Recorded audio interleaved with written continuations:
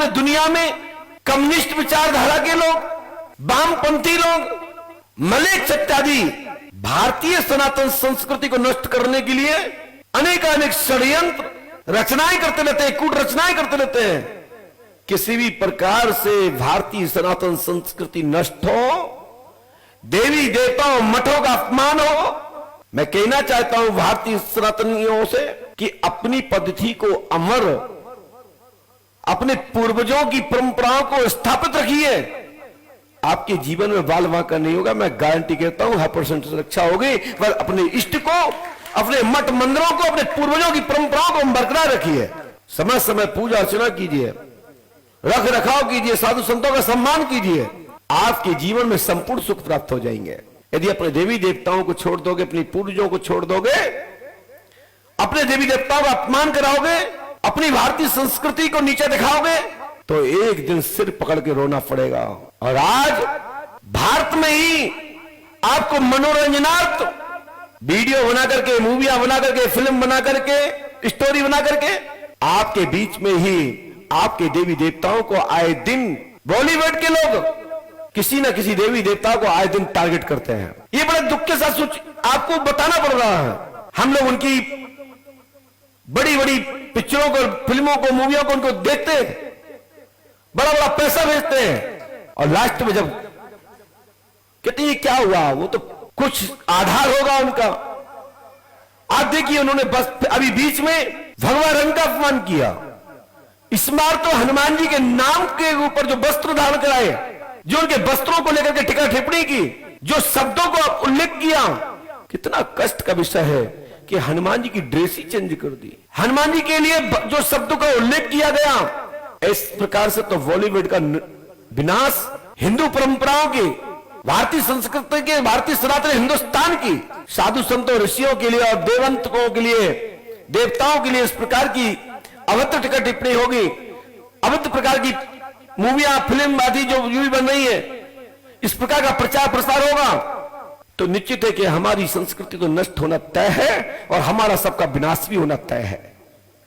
यदि विनाश से बचना है, बचाना है, तो संस्कृति को, भारतीय सनातन परंपरा को बचा के रखना होगा। और ऐसी चीजों को, इस प्रकार की पिक्चरों को, इस प्रकार की फिल्मों को बहिष्कार कर देना चाहिए। मैं आप लोगों से इतनी ही अपील करूंगा, नहीं तो एक दिन हम सबका विनाश होना तय है।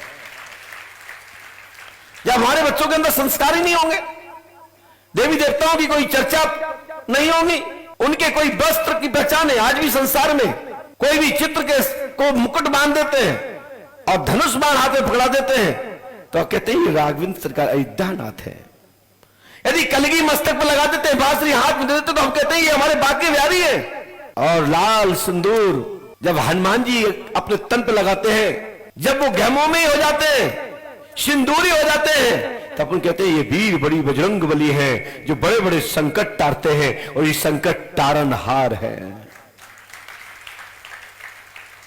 आप लोगों से मैं पुनः पुनः अपील करूंगा, सभी भारतीय सनातनियों, हिंदुस्तान के रहने वाले, सभी भारत खंड में रहने वाले, देवनगरी में रहने वाले सभी सनातनी बंधुओं से मेरा कहना है कि इस प्रकार की पिक्चर मूवी देखना बंद करो, बहिष्कार करो। ये सबके दिमाग ठिकाने आ जाएंगे, अन्यथा महाप्रलय तो निश्चित है। विनाश की ओर जा रहे हो, विकास की ओर नहीं जा रहे हो, इस पर ध्यान दीजिए। और मैं ऐसी बॉलीवुड के जितने भी लेखक हैं या इस प्रकार की कोई भी रचना करते हैं, मैं ऐसे लोगों को अपनी पंडोकर धाम की पीठ की ओर से, शिष्यों की ओर से भी मैं बहिष्कार करता हूं। और उनके इस विषय के ऐसी सोच पर, घटिया सोच पर मैं क्वेश्चन मार्क लगाता हूं कि ऐसे हमारे भक्त तो पंडोकर धाम के जो भक्त हैं, ऐसी फिल्मों का अवश्य नादर करें, का बहिष्कार करें। देखना ही नहीं, मोह ही नहीं देखना है। और जब वो पिक्चर नहीं चलेगी, पैसा डूब जाएगा, तो उनके दादा नानी याद आ जाएंगे।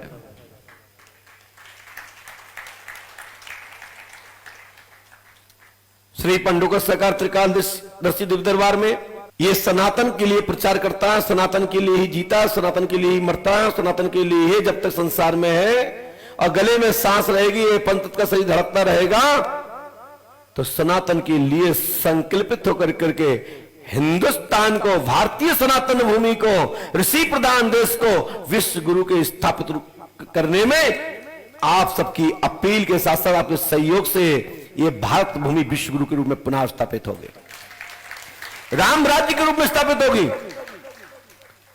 क्योंकि ये ऋषियों का, संतों का, देवताओं का ये भारत भूमि तो है जहां देवी देवता प्रवृत्त होते हैं, जन्म लेते हैं, ऋषि महर्षि आते हैं, चारों युग भारत में ही होते हैं। अन्य किसी भी भारत खंड की भूमि के अलावा कहीं चारों युग नहीं होते। चारों युग होते हैं तो भारत में होते हैं। देवता जब प्रवृत्त होते हैं तो भारत में होते हैं, ये हिंदुस्तान में होते हैं, ये देवनगर में होते हैं, ये देवखंड में होते हैं जिसका नाम है भारत भूमि।